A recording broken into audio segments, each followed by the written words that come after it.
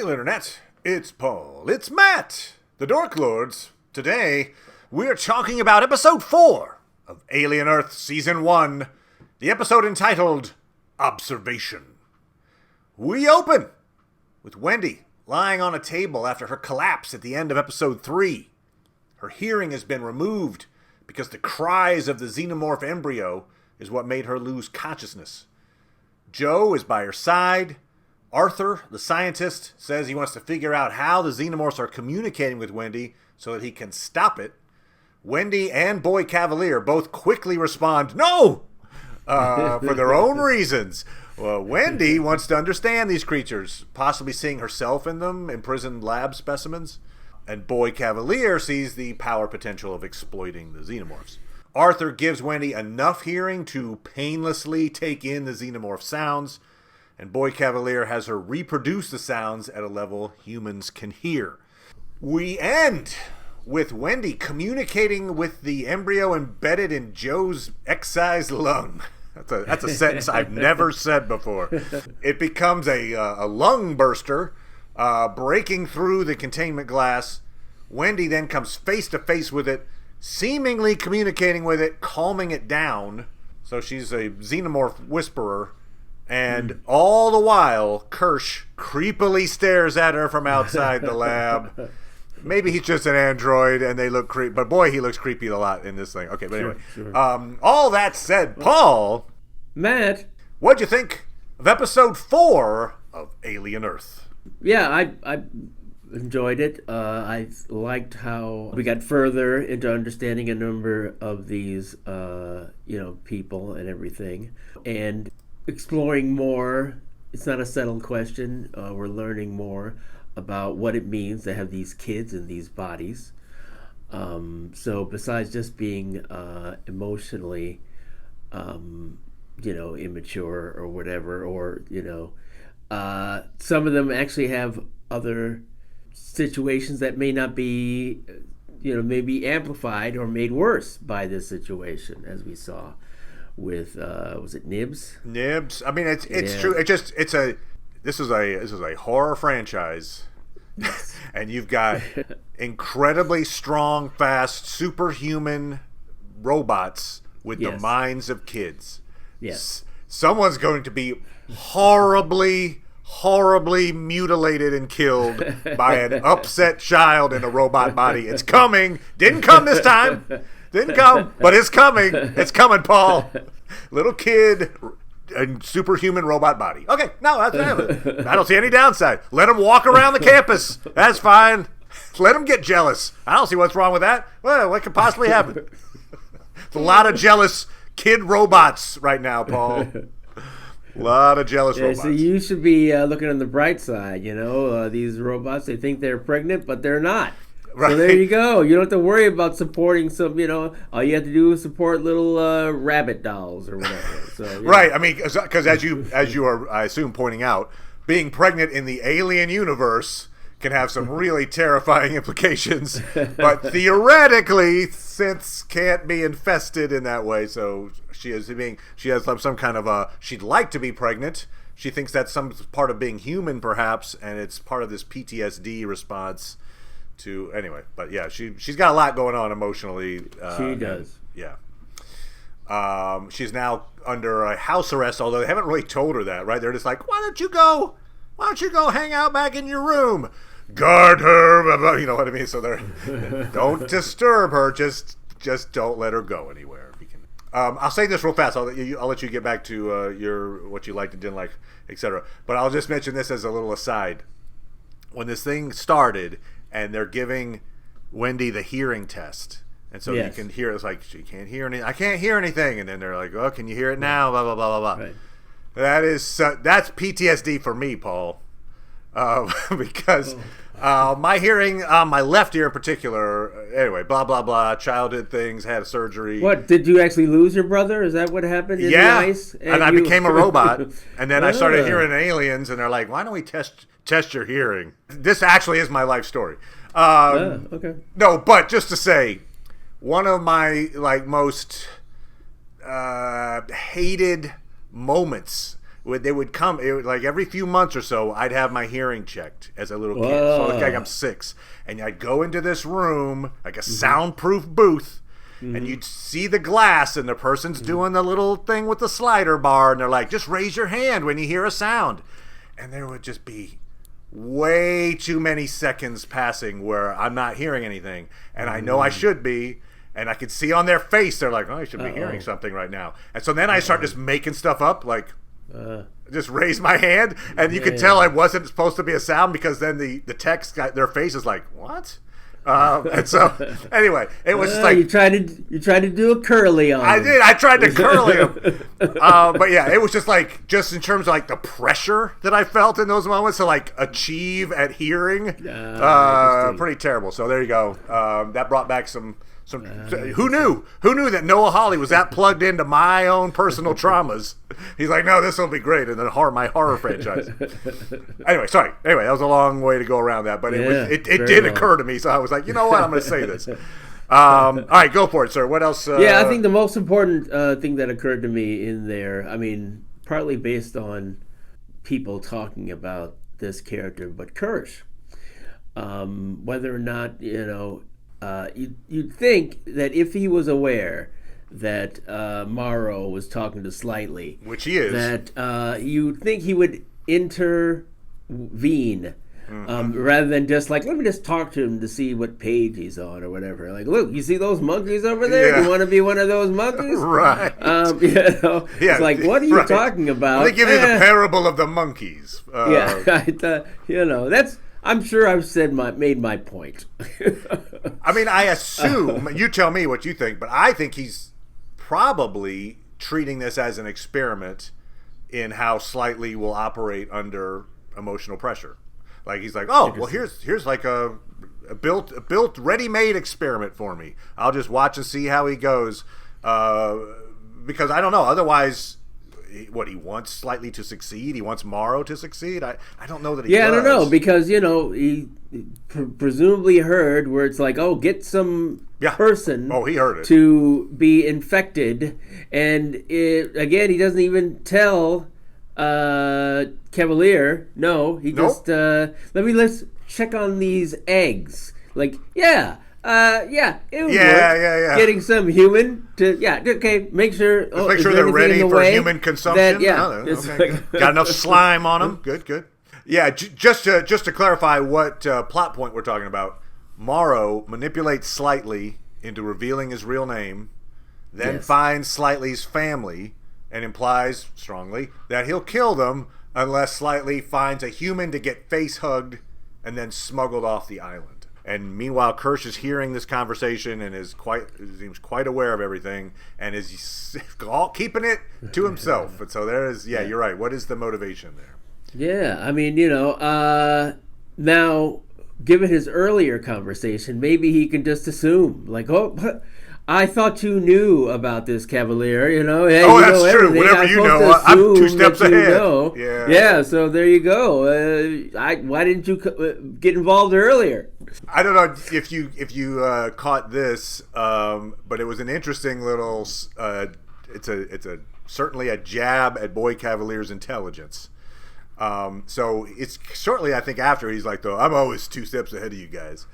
So he quotes. Any sufficiently advanced technology is indistinguishable from magic. Yes. And he credits it to Isaac Asimov. Isaac Asimov didn't say that quote. That is an Arthur C. Clarke quote. So the script built in him incorrectly assigning the quote, suggesting he's not as smart as he'd like to think he is. Interesting. That maybe Kirsch has the upper hand. You could be that way, or maybe the writers aren't as smart as we're getting. True. They're like, oh crap! Was it Arthur C. Clarke? Oh man! Is it too late? Also, though, it is funny. I mean, because the name Isaac comes up later in the episode too. That's when Toodles wants to change his name to Isaac, which, who wouldn't? But he's naming it after Isaac Newton, supposedly, which would have been more, it was interesting that we have an Isaac Asimov as hey, here's an example of someone smart. And he's like, Isaac Newton. I'm like, okay, yeah. I don't know. I don't know if that meant anything or if that just coincidental. Yeah, that would have been so much better if Kirsch had mentioned Isaac Asimov, just so he could, you could say, he knows. Yeah, he just didn't correct him. That'd be great. So that would have been fantastic. Because wasn't it Asimov who came up with the rules of robotics? Yes, I believe that is true. Just to cap off the current plan for Slightly to smuggle someone off the island that's been impregnated by a xenomorph. Right. His obvious choice right now is Joe, right? Presumably he sees that Joe is allowed to be with Wendy. Like they had that big group meeting.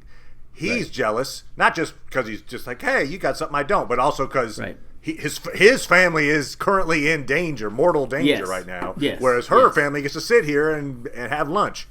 And so I think that's his target. He's like, well, look, there's a human. That's someone who really, it's like, it really makes me question, like, how much Kirsch has heard. Because, look, this is a clear security problem. It's not it's just merely an experiment. Like, I was curious what would happen. Good point. I mean, it could be more than just a simple intellectual curiosity.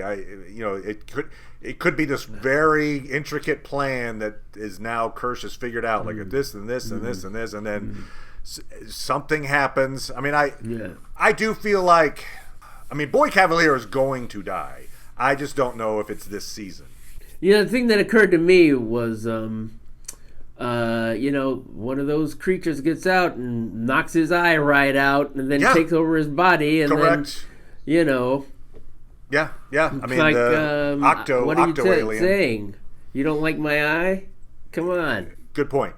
Boy Cavalier dying could also mean he is taken over by an alien creature, which in my case to me means he's gone. But yes, you're right. He might be Boy Cavalier's body walking around talking like an octo-alien. One way or another, the being we know as Boy Cavalier is going to die. Now, I'd also look this up.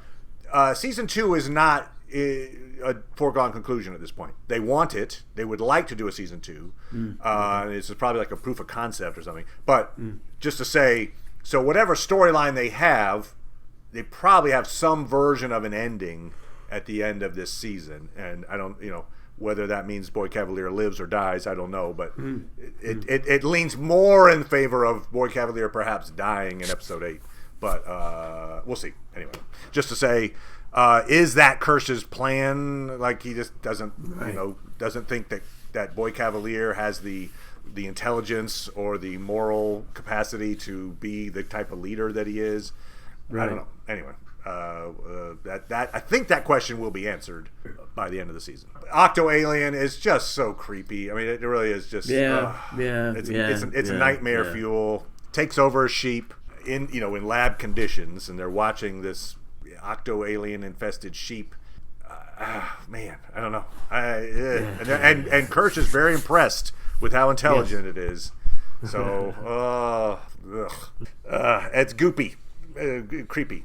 I think I mentioned this before, but with Joe's interaction with Adam about his place there, and then you got it again when Cavalier was talking to Wendy. It's funny to me how they really haven't yet recognized their power.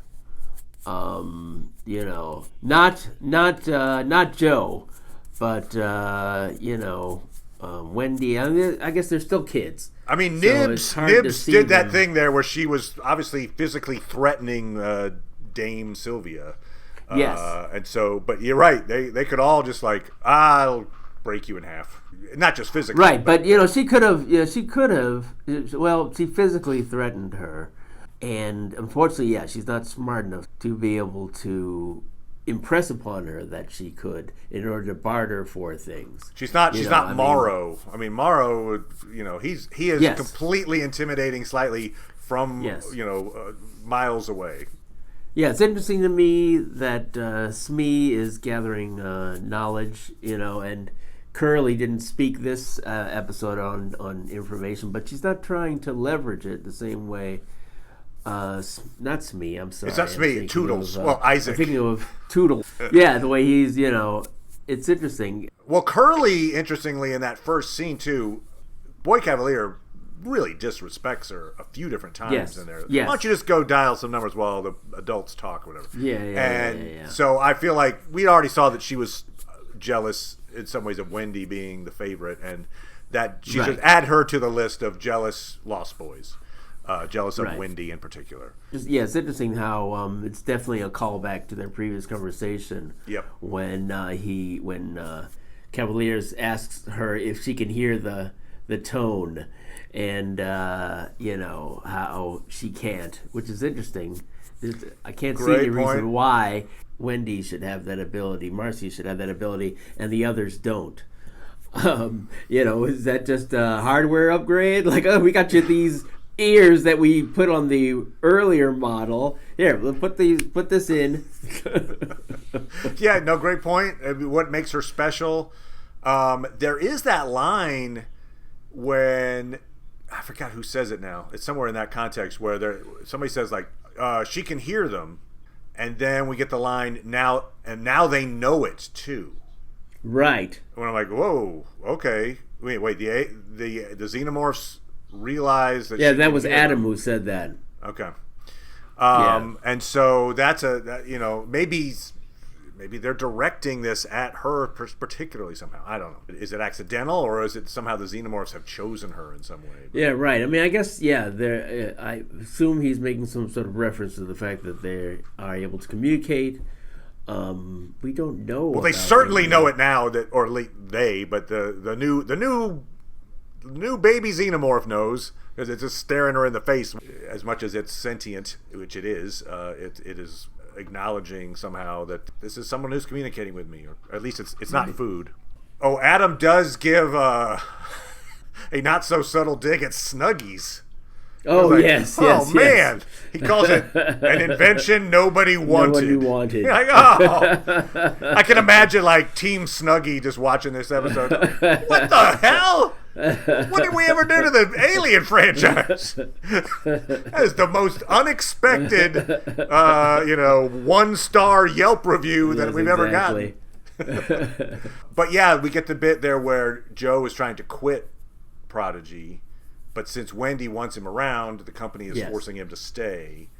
And so the way they're doing it is like, oh, okay, we'll just bill you for that lung you got.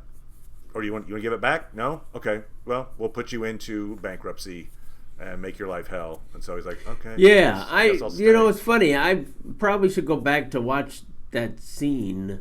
Did they just elect to pull his lung out? I know. Or was he damaged there? I mean, I think he was doesn't look anything wrong with the lung that they gave that alien. Yeah, good point. That lung looks pretty healthy. I mean, yeah, great point. So yeah, they did it while I assume he was unconscious or was not really in any capacity to be able to I agree that you should.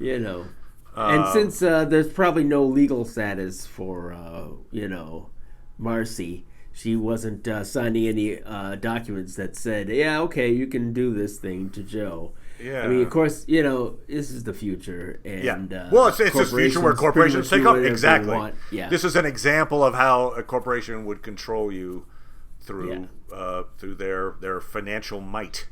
Yeah. Here's an interesting thing that I noticed. It came up a couple of times in this episode. So Joe and Wendy are talking in Wendy's room. Yes. And we're told that Joe did not come see Wendy/Marcy when she was sick. And so he says he wasn't allowed to. But then he also adds in, now I was far away overseas. Like, okay, were you not allowed to, or were you just too far away? There was a war, he says. Yeah.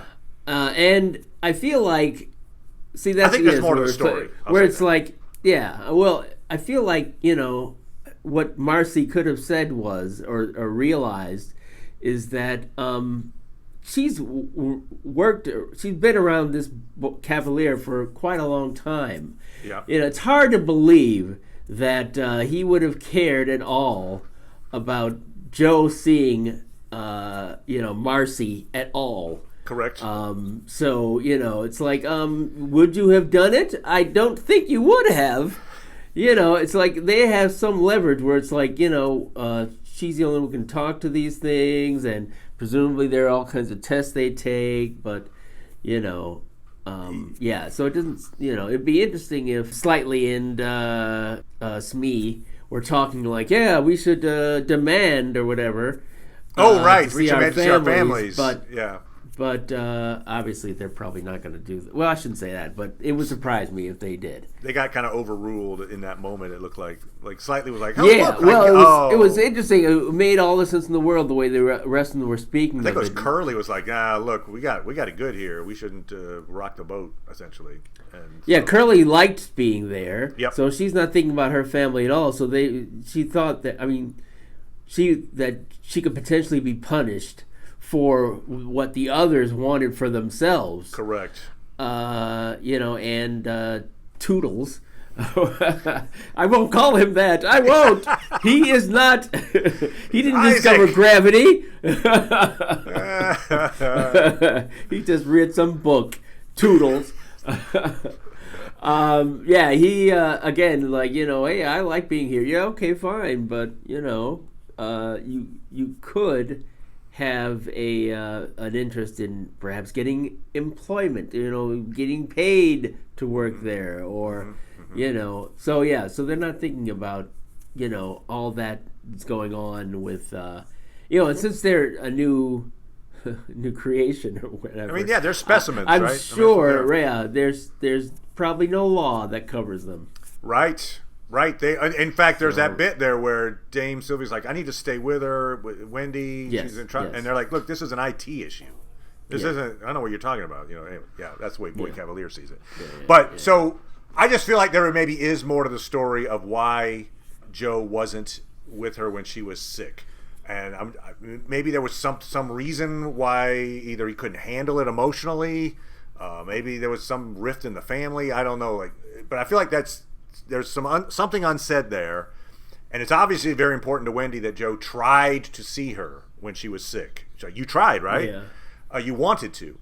So you don't believe him to say that? I kind of don't believe him in this moment. Oh, I'm not saying he's a bad guy, but I feel like I'm saying I think he's more reliable than Cavalier, but okay. Because then Cavalier is obviously spying on their chats, and so he, by learning this bit of information, he tries to use it as a wedge between Wendy and Joe. He's like, he wasn't here, and in this moment, obviously I think Boy Cavalier wants to be the most important figure in Wendy's life. I think he sees Joe as like this, you're taking away her attention. And so for now, Wendy is still loyal to her brother. She kind of waves it away. Like, no, he was trying. But I'm just theory crafting. Okay. I think Boy Cavalier will eventually provide some kind of evidence. Maybe it's video evidence, something that Joe, for some reason, plausible reason, chose not to visit Marcy when she was sick, and that's going to lead to some kind of a difficult conversation between Joe and Wendy. I just throwing that out there. That maybe I just felt like because they lingered on it in multiple scenes, that there's maybe something there. Well, we will be back talking about episode 5 of Alien Earth. Thank you as always, Paul. Appreciate it, good sir. No problem. And we'll talk to everybody next time. Bye.